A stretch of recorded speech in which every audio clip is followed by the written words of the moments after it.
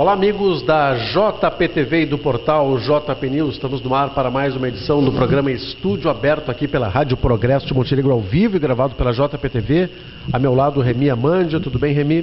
Bom dia, Adriano. Bom dia a todos. Bom, o Remy ele participou muito proximamente do lançamento do livro Imagens que Contam Nossa História, né? Uma produção do Romélio Alves de Oliveira, com uma parceria muito bem entabulada, né? Com o Flávio Vargas, com a Rosane Nicole, com a Lisiane e com o Ernesto Lauro. Foi um sucesso o evento, né? Exatamente. A gente fica muito contente que a população montenegrina respondeu ao chamado do Romélio, recebendo aquela beleza de livro, e o evento foi sensacional. E contou com muita gente aí, inclusive, que fez parte da história de Montenegro nas décadas de 50 e 60, né? O pessoal veio, né? Muitos montenegrinos que há tempos não vinham a Montenegro retornaram para ter esse livro em sua casa, que realmente ele mostra o que foi o nosso passado. É verdade. Bom, agora a gente segue para outras áreas, saímos da cultura, vamos para a política. O vereador Renato Crantes está culpando o ex-prefeito Paulo Azeredo pelas condições em que vivem os moradores do PSH, né? Para o vereador Renato Crantes, a responsabilidade pelos transtornos enfrentados pelos moradores do PSH é culpa da administração Azeredo. Ele disse o seguinte, ó: o município deu àquelas pessoas uma condição de moradia melhor do que eles tinham. Algumas moravam em casas de papelão e passaram a ter casas de alvenaria, destaca o vereador. Esse PSH foi lançado no governo Percival de Oliveira e foi muito criticado, inclusive na época, pela má qualidade do material. Mas o vereador está dizendo aqui que o ex-prefeito Azeredo é culpado. Bem, agora é normal, né? Tudo que acontece de errado é culpa do ex-prefeito Paulo Azeredo. E não é bem assim, né? Aquilo é uma obra estadual, né? Em convênio com a Prefeitura Municipal. Teve engenheiros contratados, teve fiscais contratados, e a responsabilidade não é do prefeito municipal.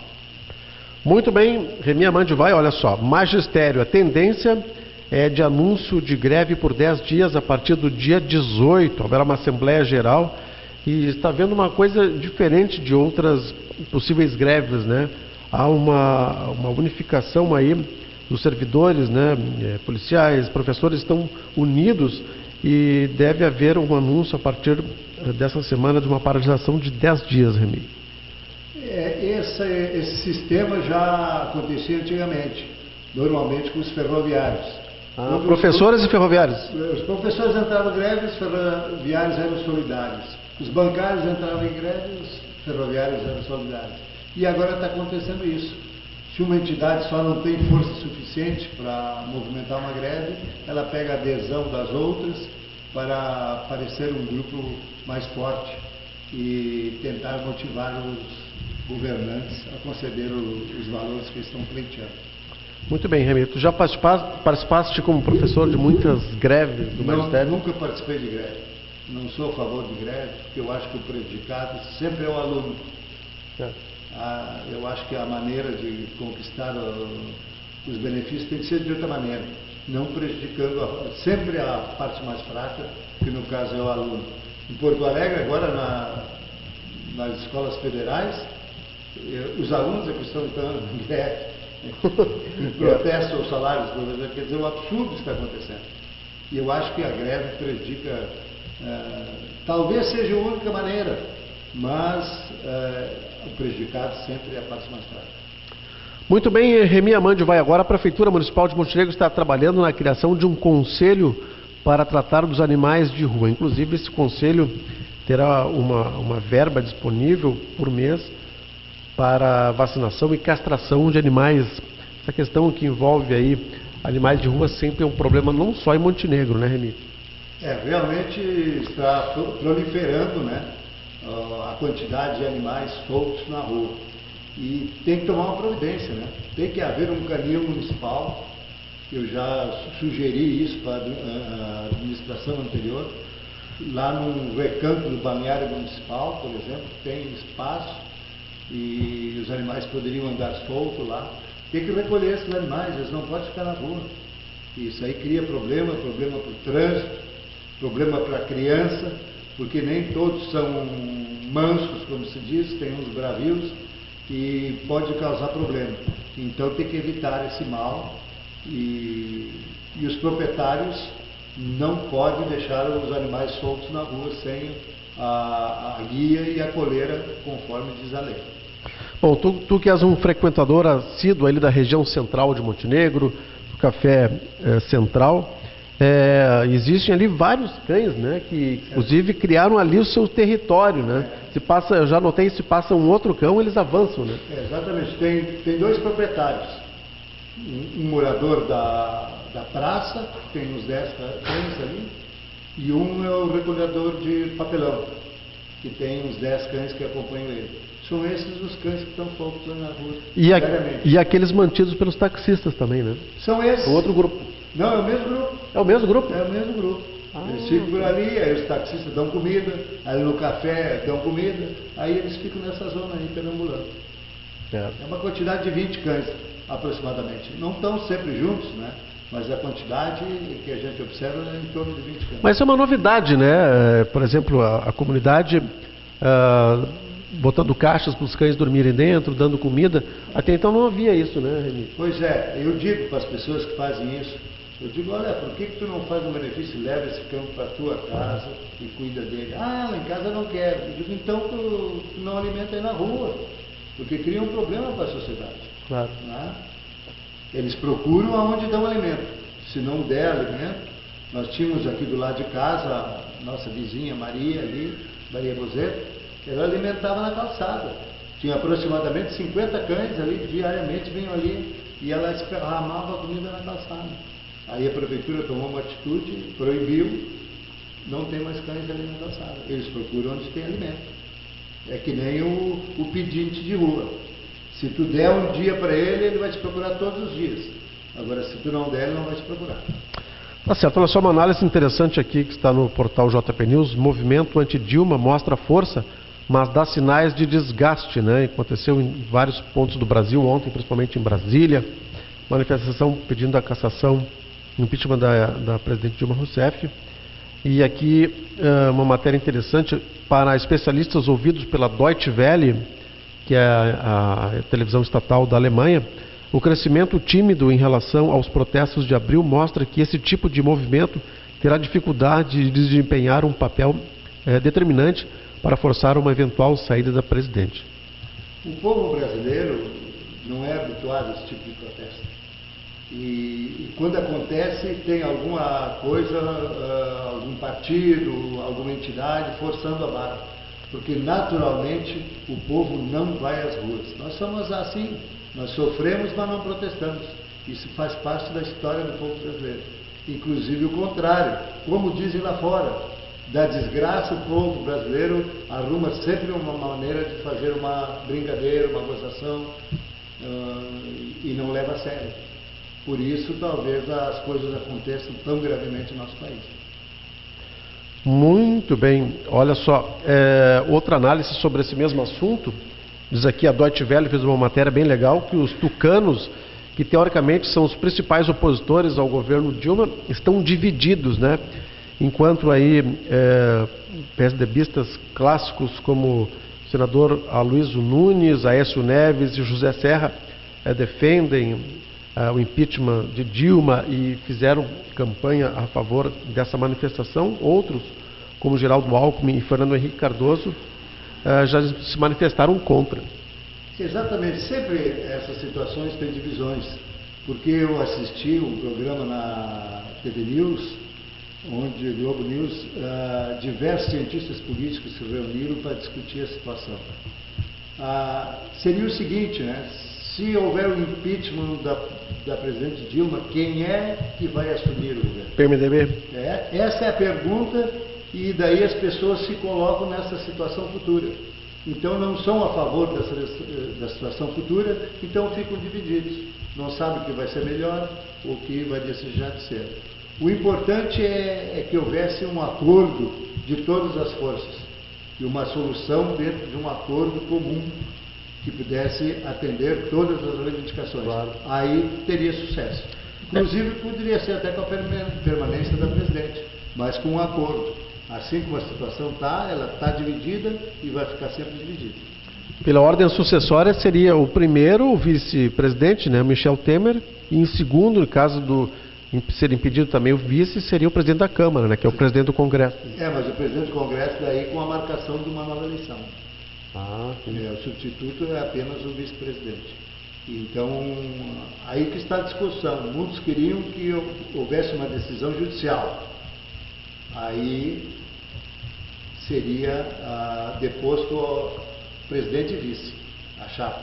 Aí seria demarcada em 90 dias uma próxima eleição. Aí seria uma das soluções. A outra é assumir o vice-presidente, que eu não acredito que aconteça, porque eu não acredito que a presidente Dilma vai renunciar. Então, a terceira opção, que é a mais correta, deveria haver um acordo para haver um governo de consenso, por exemplo, claro. Criar uma comissão tipo parlamentarismo e levar o restante do governo numa decisão parlamentar. Tu achas que o processo de impeachment pode ser aberto pela Câmara? Pode. Agora, não acredito que tenha sucesso, como teve a nossa Câmara de Vereadores aqui em Montenegro. Não será tão fácil como foi aqui na Câmara? Como foi aqui na Câmara de Montenegro. Aliás, ouvimos aí alguns vereadores, pelo menos um deles, né, que pediu para que seu nome não fosse identificado. E esse vereador confirmou que recebeu uma proposta, né, com um envelope cheio de dinheiro para mudar seu voto. Nós soubemos, né, o vereador Roberto Bratz, sempre lidei com ele, hoje ele não me cumprimenta, porque eu disse um dia para ele, do comentário que estava na cidade, que 3 vereadores teriam se vendido na outra oportunidade, quando o voto foi contrário ao impeachment do Paulo Azeredo. E que agora o próprio prefeito Paulo Azeredo disse para toda a imprensa que houve compra de votos. E vereadores defenderam isso na tribuna, dizendo que estavam alguns vereadores sendo vendidos, e tem vereador que recebeu a proposta. Tu fala em um, eu sei de 2. Que receberam a proposta oficial em dinheiro, um pacote de papel em casa, para mudar o voto. Então não adianta querer tapar o sol com a peneira, né? O vereador Bratz se acha acima de suspeita, mas o comentário do povo, tu era um dos favorecidos. Agora, se não houve, vocês se entendam lá na Câmara e resolvem os 10 vereadores a dizer que não houve, porque tem a metade da Câmara dizendo que houve. E aí, como a imprensa não diz, e a gente não fala, né, por uma questão de que não há confirmação, fica todos eles suspeitos. Né? Exatamente. É exatamente isso aí. Porque se tu disser que o vereador te contou, ele vai negar depois. Né? Eles falam, como se diz, no anonimato. Em off. Em off, exatamente. Mas, como tu diz, se a culpa é de um, a responsabilidade vai ser de todos. Por isso que comento que essa é a pior Câmara da história de Montenegro.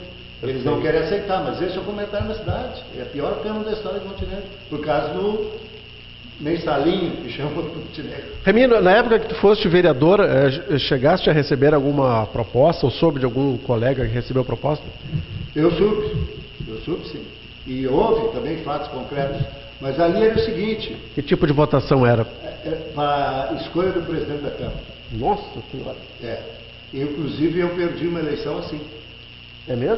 Teve dinheiro injetado? Eu tinha eleição ganha por um voto. Aí a oposição se reuniu com um cidadão detentor do jogo do bicho em Montenegro e compraram-se um vereador e ele não mudou o voto, ele se absteve. Né? Então daí eu perdi, porque o outro era mais velho que eu. Houve empate na votação e o outro candidato era mais velho que eu. Então isso aí a gente sabe que a gente tem que procurar evitar, né, o máximo, e não propiciar. Por isso que eu digo que na nossa época tinha 17 vereadores e um decidiu. Agora tem 10, né? Um decide sempre. Eu acho que se houvesse um número maior, uma maior representatividade nessa questão do impeachment, poderia ser mais difícil? É mais difícil comprar, né? Comprar 5 é mais difícil que comprar 1. Por isso tu defendes, né, o aumento de vereadores, Por né? isso que eu defendo o número de vereadores, somente por causa disso. Porque, inclusive hoje, Os vereadores não explicam como é que desempata uma votação que empatar.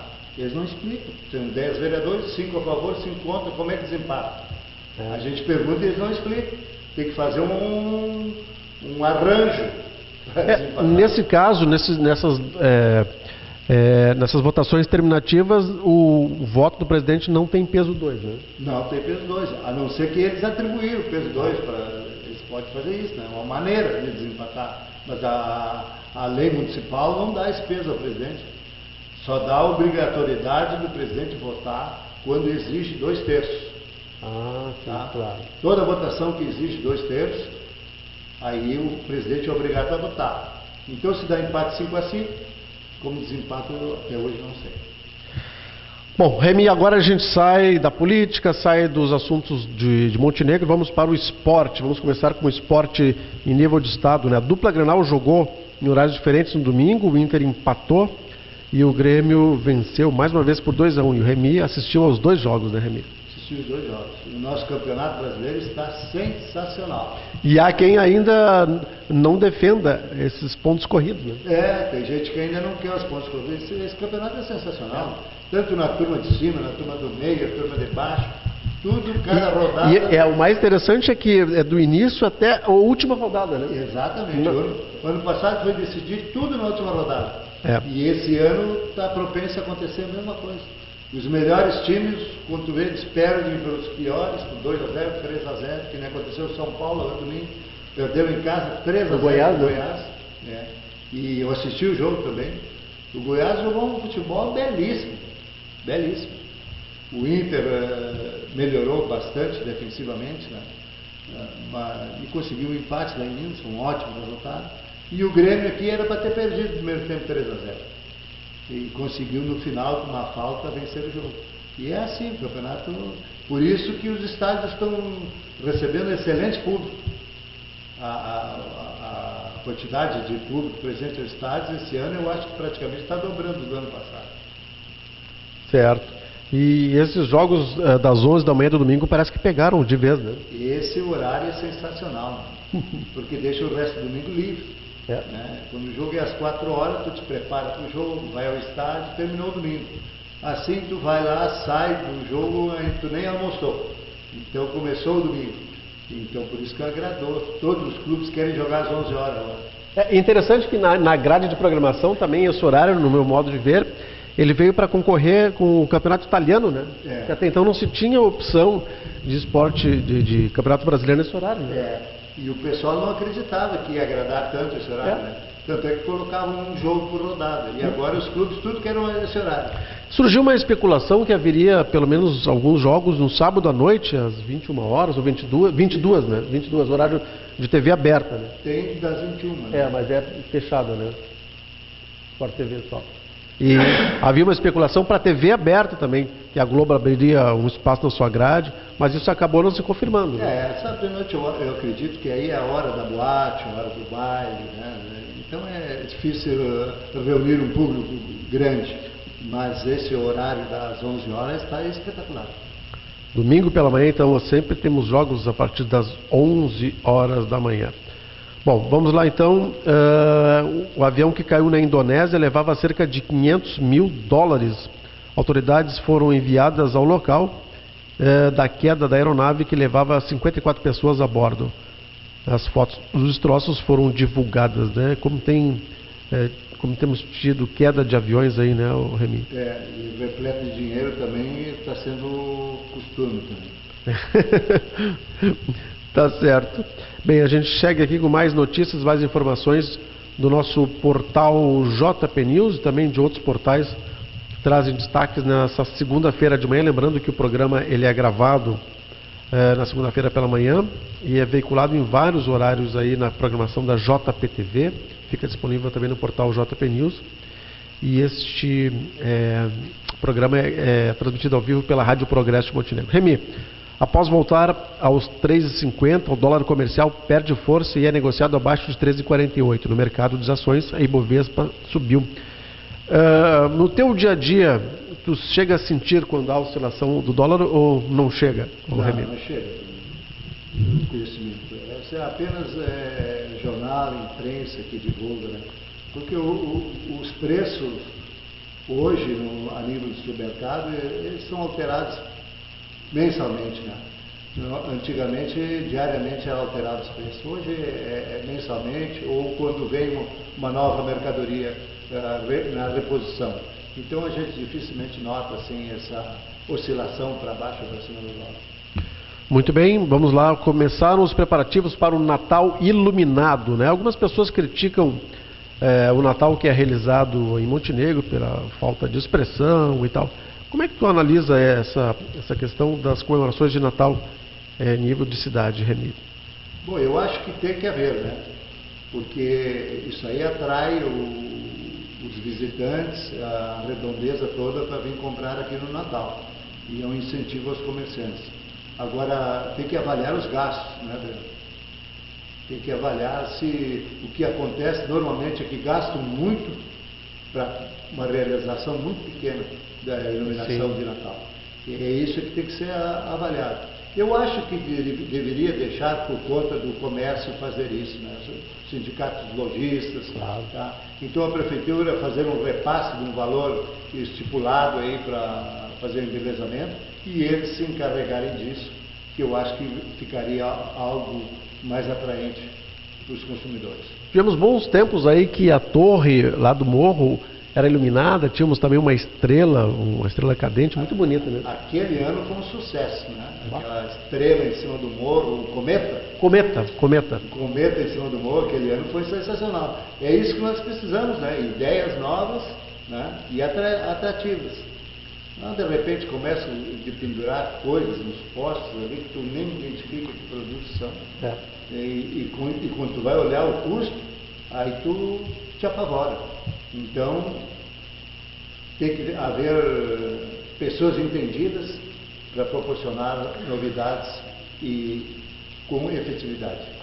Olha só, mais uma notícia do portal JP News. Membros do Fórum em Defesa da UERGS estão preocupados com ameaças do governo do Estado, né? O governo do Estado ameaça fazer alguns cortes que podem respingar na UERGS, e foi criado esse Fórum de Defesa da UERGS. Ele é composto por pessoas da Fundarte, da própria UERGS, estudantes de forma geral, da Prefeitura e também da Câmara Municipal. Esse fórum busca alternativas para um novo espaço para a UERGS em Montenegro, Remy. Como é que tu vê isso aí? Olha, a UERGS é muito importante, né? Tem uma gama muito grande de estudantes de outras cidades frequentando a UERGS. Então é importantíssimo. Agora, o espaço físico dela ali, eu acho que é pequeno e não está comportando. Agora, o governo do Estado não está em condições de investir com novos prédios. Então, tem que se ater ao que temos ali, né? Só procurar ajuda ao governo do Estado para que não feche o UERGS. Isso é um perigo que a gente corre a todo momento. Muito bem, Remy, olha só, moradores do bairro São Pedro cansam de esperar por solução e em mutirão tapam um buraco de rua com as próprias mãos. Cansados de esperar ajuda da administração municipal, um morador da rua Capitão Fernando Schneider, do bairro São Pedro, resolveu consertar os buracos da via pública com as próprias mãos. Segundo o cidadão, que preferiu não se identificar, há cerca de 1 ano e meio ele vem solicitando ao poder público uma solução para o problema. Cansado, ele comprou cimento. Temos inclusive a foto aqui da arrumação que o cara mesmo fez lá. Como é que tu vê isso aí, Remy? Realmente o povo cansa, né? O que falta na prefeitura municipal é um calendário de organização, né? Olha, esse mês nós vamos atender o bairro tal, no outro mês nós vamos atender o outro bairro. É tão fácil de organizar. Aí a população daquele bairro vai apontar onde estão os defeitos, né? Porque assim fica todo mundo reclamando, a cidade toda, eles saem que nem uma barata tonta, a tapar um aqui e outro ali e não solucionam nada. Então, se tivesse um calendário, esse mês ou essa semana nós vamos atender só o bairro São Pedro. Então, a população, através do telefone, apontaria onde estão os buracos graves para a solução. Porque tem coisas que ficam uma eternidade e não é solucionado. E vai lá e faz tudo o que precisa, né? Naquele bairro. Né? Tá certo. Pode até fazer uma reunião lá na associação de bairros, aproveitar, fazer uma politicazinha, né? e uma reunião com a diretoria do bairro, diz, olha, essa semana que vem nós vamos estar nesse bairro, então vamos listar todos os problemas do bairro. Aí vamos solucionar. Aí depois vai para outro, vai passando todos os bairros da cidade. Essa é uma ideia tua ou já acontecia no tempo que tu era vereador? Que é bem interessante essa ideia, né, Remy? Não, essa é uma ideia minha que eu tenho há anos, e eu passo para os administradores essa ideia. Mas eles não colocam em prática, né?